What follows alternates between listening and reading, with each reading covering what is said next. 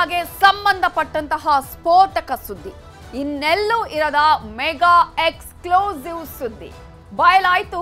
ಪವಿತ್ರ ರಾಕ್ಷಸಿ ಮುಖ. ಹಾಗಾದ್ರೆ ಪವಿತ್ರ ಗೌಡ ಏನ್ ಹೇಳಿದ್ರು, ಮಾಡಿದ್ದೇನು? ಪವಿತ್ರ ಗೌಡಗೆ ಸಂಬಂಧಪಟ್ಟಂತಹ ಎಲ್ಲೂ ಇರದ ಎಕ್ಸ್ಕ್ಲೂಸಿವ್ ಮೆಗಾ ಎಕ್ಸ್ಕ್ಲೂಸಿವ್ ಸುದ್ದಿಯನ್ನ ನಿಮ್ಮ ಮುಂದೆ ಇಡ್ತಾ ಇದ್ದೀವಿ. ಇಲ್ಲಿ ಬಯಲಾಯ್ತು ಪವಿತ್ರ ರಾಕ್ಷಸಿ ಮುಖ. ಅಂದು ಶೆಡ್ ನಲ್ಲಿ ಪವಿತ್ರ ಮಾಡಿದ್ದೇನು ಗೊತ್ತಾ? ಪವಿತ್ರ ವಸ್ತುಗಳೇ ಬಿಚ್ಚಿಟ್ವು ಕ್ರೌರ್ಯದ ಅಸಲಿ ಚಿತ್ರಣ. ಇದು ಇನ್ನೆಲ್ಲೂ ಇರದ ಮಹಾಸ್ಫೋಟಕ ಸುದ್ದಿ. ಪವಿತ್ರ ಗೌಡ ಅವತ್ತು ಮಾಡಿದ್ದೇನು? ಈ ಒಂದು ಘಟನೆಗೆ ಕಾರಣ ಆಗಿದ್ದು ಹೇಗೆ?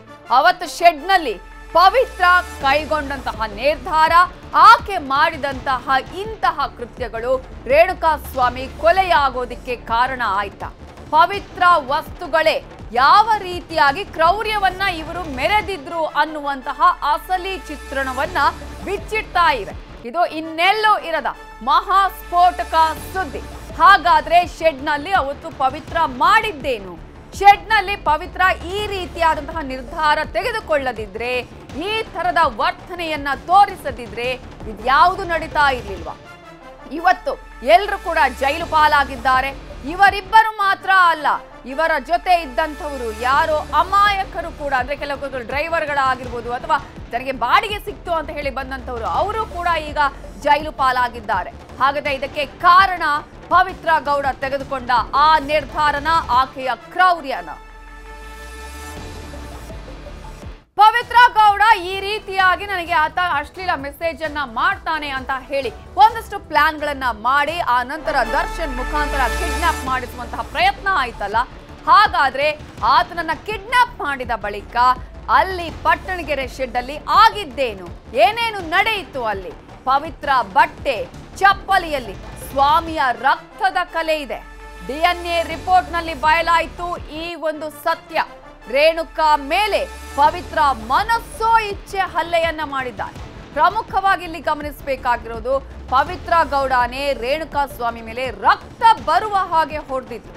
ಬಟ್ಟೆ ಚಪ್ಪಲಿಯಲ್ಲಿ ರಕ್ತದ ಕಲೆಗಳು ಪತ್ತೆಯಾಗಿದೆ, ರಕ್ತದ ಕಲೆಗಳು ಅಂಟಿಕೊಂಡಿದೆ. ಆ ರಕ್ತದ ಕಲೆಗಳೇ ಅಂಟಿರುವಂತಹ ಕಲೆಗಳೇ ಅಲ್ಲಿ ಹೇಳುತ್ತೆ ಇವರು ಮಾಡಿರುವಂತಹ ಕ್ರೌರ್ಯ ಯಾವ ರೀತಿಯಾಗಿತ್ತು ಅಂತ. ಇದೇ ಆಧಾರದಲ್ಲಿ ಪವಿತ್ರ ಗೌಡ ಮೊನ್ನೆ ಜಾಮೀನಿಗೆ ಅರ್ಜಿ ಹಾಕಿದ್ರಲ್ಲ, ಜಾಮೀನಿಗೆ ಅರ್ಜಿ ಹಾಕಿದಾಗ ಕೋರ್ಟ್ ನಲ್ಲಿ ಜಾಮೀನು ನಿರಾಕರಣೆ ಮಾಡೋದಕ್ಕೆ ಇದುವೇ ಪ್ರಮುಖ ಕಾರಣ. ನ್ಯಾಯಾಧೀಶರಿಗೆ ಮನವರಿಕೆ ಮಾಡಿದ್ದಾರೆ SP ಪ್ರಸನ್ನ ಕುಮಾರ್ ಅವರು. ಕೊಲೆಯ ಮೂಲ ಕಾರಣ ಯಾರು? ಈಗ ಪವಿತ್ರ ಗೌಡ ಅವರ ವಕೀಲರು ಹೇಳ್ತಾ ಇದ್ರು, ಪವಿತ್ರ ಗೌಡಂಗೂ ಇದಕ್ಕೂ ಏನು ಸಂಬಂಧವೇ ಇಲ್ಲ ಅನ್ನುವ ರೀತಿಯಲ್ಲಿ ಮಾತನಾಡ್ತಾ ಇದ್ರು. ಅವರು ಈ ರೀತಿಯಾಗಿ ಅಶ್ಲೀಲ ಮೆಸೇಜ್ ಮಾಡಿದ್ದು ಫೆಬ್ರವರಿಯಲ್ಲಿ, ಆ ನಂತರ ಇದು ಘಟನೆ ನಡೆದಿದ್ದು ಜೂನ್ ಅಲ್ಲಿ, ಹೇಳಿದ ಎಷ್ಟೋ ತಿಂಗಳಾದ ನಂತರ. ಹಾಗಾಗಿ ಪವಿತ್ರ ಗೌಡಗೂ ಇದಕ್ಕೂ ಗೊತ್ತೇ ಇಲ್ಲ ಅನ್ನುವ ರೀತಿಯಲ್ಲಿ ವಾದ ಮಂಡನೆ ಮಾಡಿದ್ರು. ಆದ್ರೆ SPP ಅಲ್ಲಿ ನ್ಯಾಯಾಧೀಶರಿಗೆ ಮನವರಿಕೆಯನ್ನ ಮಾಡಿದ್ದಾರೆ. ಕೊಲೆಯ ಮೂಲ ಕಾರಣವೇ ಇಲ್ಲಿ ಪವಿತ್ರ ಗೌಡ ಅಂತ ಹೇಳಿ ನ್ಯಾಯಾಧೀಶರಿಗೆ ಮನವರಿಕೆ ಮಾಡಿದ್ದಾರೆ. ಮೇಲ್ನೋಟಕ್ಕೆ ಪವಿತ್ರ ಗೌಡ ಅವರ ಪಾತ್ರ ಏನು ಈ ಪ್ರಕರಣದಲ್ಲಿ ಅನ್ನೋದ್ರ ಬಗ್ಗೆ ಸ್ಪಷ್ಟವಾಗಿ ಪಾತ್ರದ ಬಗ್ಗೆ ಕೂಡ ನ್ಯಾಯಾಧೀಶರಿಗೆ ಮನವರಿಕೆ ಮಾಡಲಾಗಿದೆ. SPP ವಾದವನ್ನ ಪುರಸ್ಕಾರ ಮಾಡಿನೇ ಅಲ್ಲಿ ಕೋರ್ಟ್ ನಲ್ಲಿ ಜಾಮೀನನ್ನ ನಿರಾಕರಣೆ ಮಾಡಿರೋದು. ಇದೊಂದು ಭಯಾನಕ ಭೀಭತ್ಸ ಕ್ರೈಮ್ ಅಂತ ಹೇಳಿದ್ದಾರೆ ಜಡ್ಜ್. ಸಿಟಿ ಸಿವಿಲ್ ಕೋರ್ಟ್ ನಲ್ಲಿ ಪವಿತ್ರ ಜಾಮೀನು ನಿರಾಕರಣೆಗೆ ಕಾರಣ ಏನು ಅನ್ನೋದನ್ನ ನೀವು ಗಮನಿಸಿದ್ರಲ್ಲ. ಪವಿತ್ರ ಗೌಡನೇ ಅವರಿಂದನೇ ಆರಂಭ ಆದಂತಹ ಪ್ರಕರಣ ಇದು. ಪವಿತ್ರ ಗೌಡ ಅವರೇ ಮೊದಲು ಜಾಮೀನಿಗೆ ಅರ್ಜಿಯನ್ನು ಸಲ್ಲಿಸಿದ್ದಾರೆ, ಆದ್ರೆ ಅಲ್ಲಿ ರಿಜೆಕ್ಟ್ ಆಗಿದೆ.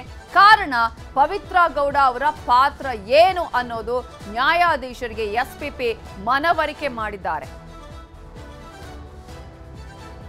ಪವಿತ್ರ ಗೌಡ ಅವರ ಪಾತ್ರದ ಬಗ್ಗೆ ಕೂಡ ನಾವು ಈಗಾಗಲೇ ಹೇಳಿದ್ವಿ. ಹಾಗಾದ್ರೆ A2 ಆಗಿರುವಂತಹ ರೇಣುಕಾಸ್ವಾಮಿ ಕೊಲೆ ಪ್ರಕರಣದಲ್ಲಿ ದರ್ಶನ್ ಅವರ ಪಾತ್ರ ಏನು ಅಂತ ನಾವು ಗಮನಿಸ್ತಾ ಹೋಗೋದಾದ್ರೆ, ರೇಣುಕಾಸ್ವಾಮಿಯನ್ನ ಅಪಹರಿಸಿ ಬೆಂಗಳೂರಿಗೆ ಕರೆ ತರೋದಕ್ಕೆ ಸೂಚನೆ ಕೊಟ್ಟಿದ್ದು ಬೇರೆ ಯಾರೂ ಅಲ್ಲ, ಅದು ನಟ ದರ್ಶನ್.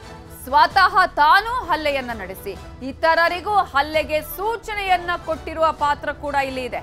ಕೊಲೆಯ ಬಳಿಕ ಕೇಸನ್ನ ಮುಚ್ಚಿ ಹಾಕೋದಕ್ಕೆ ಹಣ ಸಂದಾಯ ಆಯ್ತಲ್ಲ, ಪ್ರದೋಷ್ ಮೂಲಕ ಹಣವನ್ನ ಪಾವತಿ ಮಾಡಿ ಆ ನಂತರ ಅವರೆಲ್ಲರಿಗೂ ಕೂಡ ಹಂಚುವಂತಹ ಕೆಲಸವನ್ನ ಮಾಡ್ಲಾಯ್ತಲ್ಲ, ಇದು ಸಾಕ್ಷ್ಯ ನಾಶವನ್ನ ಮಾಡುವಂತಹ ಪ್ರಯತ್ನ, ಕೇಸನ್ನ ಮುಚ್ಚಿ ಹಾಕುವಂತಹ ಪ್ರಯತ್ನ. ಹಲ್ಲೆ, ಕೊಲೆ, ಸಾಕ್ಷ್ಯ ನಾಶಕ್ಕೂ ಕೂಡ ದರ್ಶನ್ ಇಲ್ಲಿ ಪ್ರಯತ್ನವನ್ನ ಮಾಡಿರುವಂತಹ ಪಾತ್ರ ಬಹಳ ಇಂಪಾರ್ಟೆಂಟ್ ಆಗಿ ತನಿಖೆಯ ವೇಳೆ ಗೊತ್ತಾಗಿದೆ. ಶೆಡ್ನ ಸಿಸಿಟಿವಿಯಲ್ಲಿ ದರ್ಶನ್ ದೃಶ್ಯವೂ ಸೆರೆಯಾಗಿದೆ. ಇನ್ನು ಸ್ಟೋನಿ ಬ್ರೂಕ್ ಪಬ್ನಲ್ಲಿ ಕೊಲೆಗೂ ಮುನ್ನ, ಕೊಲೆ ಆದ ಬಳಿಕವೂ ಕೂಡ ಇವರು ಪಾರ್ಟಿ ಮಾಡಿದ್ದಾರೆ. ಅದರ ಬಗ್ಗೆ ಕೂಡ ಈಗಾಗಲೇ ಮಾಹಿತಿಯನ್ನ ಪಡ್ಕೊಂಡಿದ್ದಾರೆ ಪೊಲೀಸರು. ಅಲ್ಲಿ ಮಹಜರನ್ನು ನಡೆಸಲಾಗಿದೆ ಅವರ ಸಮ್ಮುಖದಲ್ಲೇ. ದರ್ಶನ್ ಬಟ್ಟೆ, ದರ್ಶನ್ ಹಾಕಿರುವ ಶೂ ಅಲ್ಲೂ ರೇಣುಕಾ ಸ್ವಾಮಿಯ ದೇಹದ ರಕ್ತದ ಕಲೆ ಕೂಡ ಇತ್ತು ಅನ್ನೋದನ್ನ ನಾವಿಲ್ಲಿ ಗಮನಿಸಬೇಕು. ನೆಕ್ಸ್ಟ್ A1 ಆಗಿರುವಂತಹ ಪವಿತ್ರ ಗೌಡ, ಅವರ ಪಾತ್ರ ಏನು ಈ ಕೊಲೆಯಲ್ಲಿ? ನಿಮ್ಗೆ ಗೊತ್ತಿದೆ ಈಗ ಆರಂಭ ಆಗಿದ್ದು ಎಲ್ಲಿಂದ ಅನ್ನೋದು.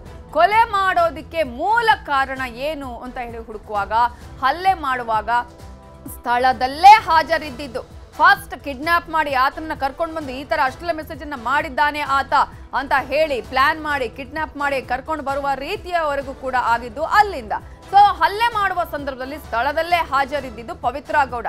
ರೇಣುಕಾ ಸ್ವಾಮಿ ಮೇಲೆ ಚಪ್ಲಿಯಿಂದ ಹಲ್ಲೆ ಮಾಡಿದಳು. ಈ ತರ ಮಾಡ್ತೀನಿ ನೀನು, ಈ ತರ ಅಶ್ಲೀಲ ಮೆಸೇಜ್ಗಳನ್ನ ಕಳಿಸ್ತೀಯಾ, ವಿಡಿಯೋಗಳನ್ನ ಕಳಿಸ್ತೀಯಾ, ಫೋಟೋಗಳನ್ನ ಕಳಿಸ್ತೀಯಾ ಅಂತ ಹೇಳಿ ಚಪ್ಲಿಯಲ್ಲಿ ಹೊಡೆದಿದ್ದಾರೆ. ಕ್ಷಮೆ ಕೇಳಿಸಿ ವಿಡಿಯೋನು ಕೂಡ ಮಾಡಿಸಿದ್ರು. ಶೆಡ್ ಸಿಸಿಟಿವಿಯಲ್ಲಿ ಪವಿತ್ರ ಗೌಡ ಈ ರೀತಿಯಾಗಿ ಹಲ್ಲೆ ಮಾಡಿರೋದು, ಜೊತೆಗೆ ಆತನ ಮೇಲೆ ಆತನಿಗೆ ಚಪ್ಪಲಿಯಿಂದ ಹೊಡೆದಿರೋದು ಎಲ್ಲವೂ ಕೂಡ ಸಿಸಿಟಿವಿಯಲ್ಲಿ ಸೆರೆಯಾಗಿದೆ. ಇದು ಪಟ್ಟಣಗೆರೆ ಶೆಡ್ನಲ್ಲಿ ಇವರು ಈ ಒಂದು ಕೃತ್ಯವನ್ನ ಮಾಡಿದ್ರಲ್ಲ, ಆ ಶೆಡ್ನ ಸಿಸಿಟಿವಿಯಲ್ಲಿ ಇವರು ಏನೇನು ಮಾಡಿದ್ರು ಅನ್ನೋದರ ಕಂಪ್ಲೀಟ್ ದೃಶ್ಯಾವಳಿಗಳು ಸೆರೆಯಾಗಿದೆ.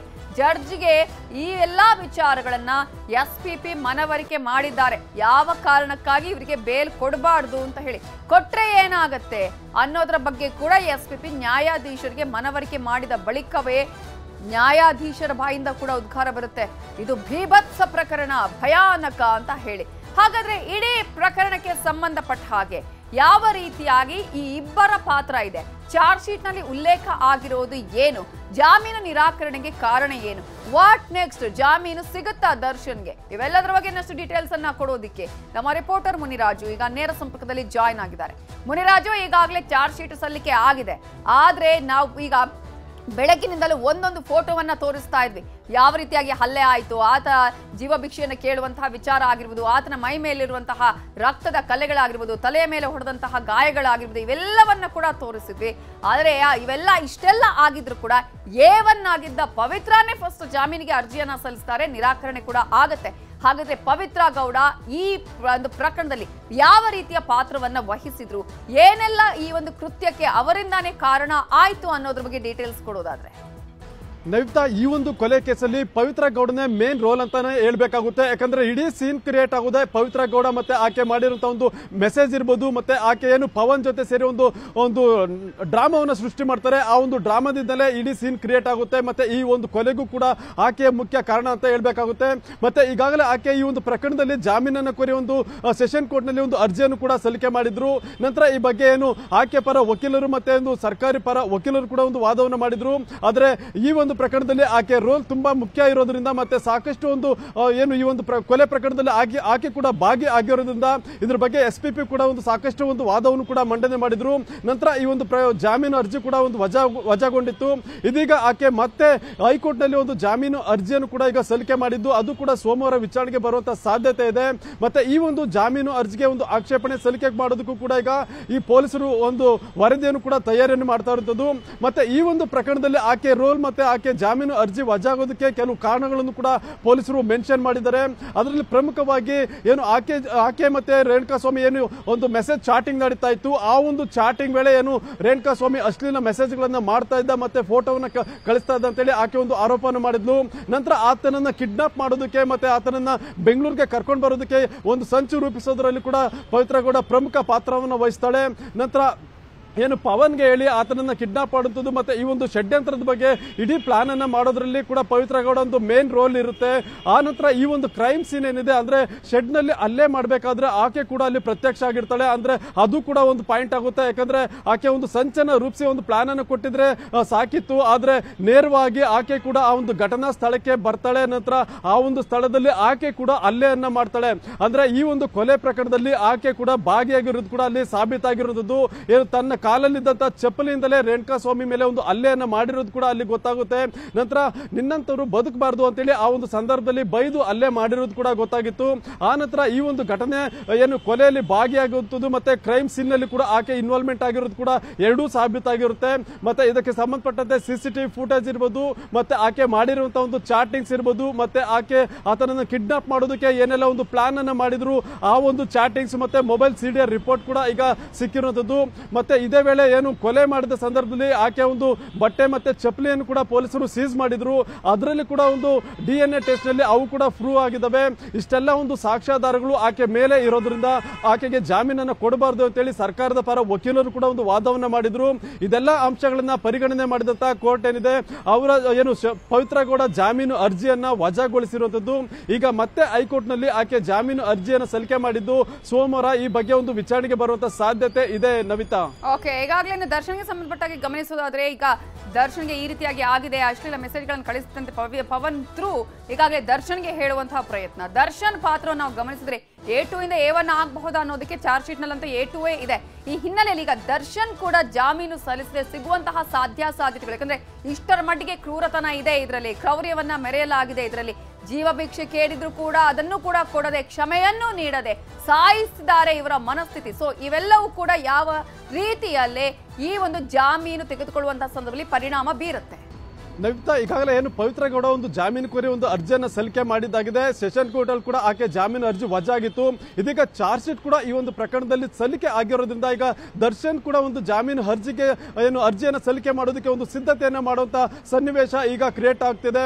ಯಾಕಂದ್ರೆ ಇಷ್ಟು ದಿನ ಚಾರ್ಜ್ ಶೀಟ್ ಆಗಿರಲಿಲ್ಲ, ಏನು ಜಾಮೀನು ಸಿಗೋದು ಕೂಡ ಡೌಟ್ ಅನ್ನೋ ಒಂದು ಮಾತು ಕೇಳಿ ಬರ್ತಾ ಇತ್ತು. ಆದ್ರೆ ಈಗ ಚಾರ್ಜ್ ಶೀಟ್ ಆಗಿದೆ ಮತ್ತೆ ತನಿಖೆ ಕೂಡ ಪೂರ್ಣಗೊಂಡಿರೋದ್ರಿಂದ ಈಗ ದರ್ಶನ್ ಕೂಡ ಒಂದು ಜಾಮೀನನ್ನ ಕೋರಿ ಒಂದು ಅರ್ಜಿಯನ್ನು ಸಲ್ಲಿಸೋದಕ್ಕೆ ದಿನಗಣನೆ ಇರುವಂತದ್ದು. ಅದರಿಂದ ಈ ಒಂದು ಪ್ರಕರಣದಲ್ಲಿ ಒಂದು ವೇಳೆ ದರ್ಶನ್ ಏನಾದರೂ ಜಾಮೀನು ಅರ್ಜಿಯನ್ನ ಕೋರಿ ಸಲ್ಲಿಸಿದ ಸಂದರ್ಭದಲ್ಲಿ ಪೊಲೀಸರು ಅದಕ್ಕೆ ಯಾವ ರೀತಿ ಆಕ್ಷೇಪಣೆಯನ್ನು ಸಲ್ಲಿಸಬೇಕು ಮತ್ತೆ ಏನೆಲ್ಲ ಎವಿಡೆನ್ಸ್ ಅನ್ನ ಈ ಒಂದು ಪ್ರಕರಣದಲ್ಲಿ ಉಲ್ಲೇಖ ಮಾಡಬೇಕು ಅನ್ನೋದ್ರ ಬಗ್ಗೆ ಕೂಡ ಕೆಲವು ಅಂಶಗಳನ್ನ ಈಗಾಗಲೇ ಸಿದ್ಧತೆಯನ್ನ ಮಾಡ್ಕೊಂಡಿದ್ದಾರೆ. ಯಾಕಂದ್ರೆ ಈ ಒಂದು ಪ್ರಕರಣದಲ್ಲಿ ದರ್ಶನ್ ಕೂಡ ಮೇನ್ ರೋಲ್ ಆಗಿದೆ. ಮತ್ತೆ A2 ಆರೋಪಿ ಕೂಡ ದರ್ಶನ್ ಆಗಿರೋದ್ರಿಂದ ಆತ ಆ ಒಂದು ಕ್ರೈಮ್ ಸೀನ್ ಅಲ್ಲಿ ಕೂಡ ಪ್ರತ್ಯಕ್ಷ ಆಗಿರೋದು. ಅಂದ್ರೆ ಪಟ್ಟಣಗೆರೆ ಶೆಡ್ ನಲ್ಲಿ ದರ್ಶನ್ ಕೂಡ ಎಂಟ್ರಿ ಆಗಿರೋದು ಕಂಡು ಬರುತ್ತೆ. ನಂತರ ಈ ಒಂದು ಕೊಲೆಯಲ್ಲಿ ಏನು ದರ್ಶನ್ ನೇರವಾಗಿ ರೇಣುಕಾ ಸ್ವಾಮಿ ಮೇಲೆ ಹಲ್ಲೆ ಮಾಡಿರೋದು ಕೂಡ ಸಾಬೀತಾಗಿರೋದು ಅಂತ ಕಂಡು ಬರುತ್ತೆ. ಮತ್ತೆ ಇದೇ ವೇಳೆ ಏನು ದರ್ಶನ್ ಹಲ್ಲೆ ಮಾಡೋದಲ್ಲದೆ ಏನು ಒಂದು ಕಾಲಿನಿಂದ ಒದೆಯುವಂತದ್ದು ಇರಬಹುದು, ಮತ್ತೆ ಲಾಠಿಯಲ್ಲಿ ಕೂಡ ಹಲ್ಲೆ ಮಾಡಿದ ಅನ್ನೋದು ವಿಚಾರಗಳು ಕೂಡ ಈಗ ತನಿಖೆಯಿಂದ ಗೊತ್ತಾಗಿದೆ. ಇದೇ ವೇಳೆ ಸಿಸಿಟಿವಿ ಫುಟೇಜ್ ಏನಿದೆ ಆ ಒಂದು ಫುಟೇಜ್ ನಲ್ಲಿ ಕೂಡ ದರ್ಶನ್ ಓಡಾಡಿರುವಂತದ್ದು ಕೂಡ ಕಂಡು ಬರುತ್ತದೆ.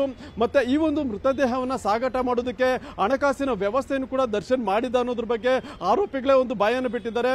ಅದರಿಂದ ಈ ಎಲ್ಲ ಅಂಶಗಳು ಕೂಡ ಈಗ ದರ್ಶನ್ಗೆ ಏನು ಮುಳುವಾಗುವಂತ ಸಾಧ್ಯತೆ ಕೂಡ ಇರುವಂತದ್ದು. ಯಾಕಂದ್ರೆ ಇನ್ನು ಕೆಲವೇ ದಿನಗಳಲ್ಲಿ ದರ್ಶನ್ ಕೂಡ ಇದ್ರ ಬಗ್ಗೆ ಒಂದು ಜಾಮೀನು ಕೋರಿ ಒಂದು ಅರ್ಜಿಯನ್ನು ಸಲ್ಲಿಕೆ ಮಾಡುವಂತ ಸಾಧ್ಯತೆಗಳು ಇರೋದ್ರಿಂದ ಈ ಎಲ್ಲ ಅಂಶಗಳನ್ನ ಪೊಲೀಸರು ಒಂದು ಆಕ್ಷೇಪಣೆಯಲ್ಲಿ ಸಲ್ಲಿಕೆ ಮಾಡೋದಕ್ಕೆ ಒಂದು ಸಿದ್ಧತೆಗಳನ್ನ ಈಗ ಮಾಡ್ಕೊಳ್ತಾ ಇದ್ದಾರೆ. ಕನ್ನಡಿಗರ ನೆಚ್ಚಿನ ನ್ಯೂಸ್ 18 ಕನ್ನಡ ಈಗ ವಾಟ್ಸ್ಆಪ್ ನಲ್ಲೂ ಲಭ್ಯ. ಕರ್ನಾಟಕ, ದೇಶ ವಿದೇಶಗಳ 360 ಡಿಗ್ರಿ ಸುದ್ದಿಯ ವಿವರಗಳನ್ನ ನಿಮ್ಮ ಕೈ ಬೆರಳುಗಳಲ್ಲೇ ಪಡಿಲಿಕ್ಕೆ ಈ QR ಕೋಡ್ ಅನ್ನ ಸ್ಕ್ಯಾನ್ ಮಾಡಿ ನಮ್ಮ ಚಾನಲ್ ಫಾಲೋ ಮಾಡಿ, ನೋಟಿಫಿಕೇಶನ್ ಆನ್ ಮಾಡಿ.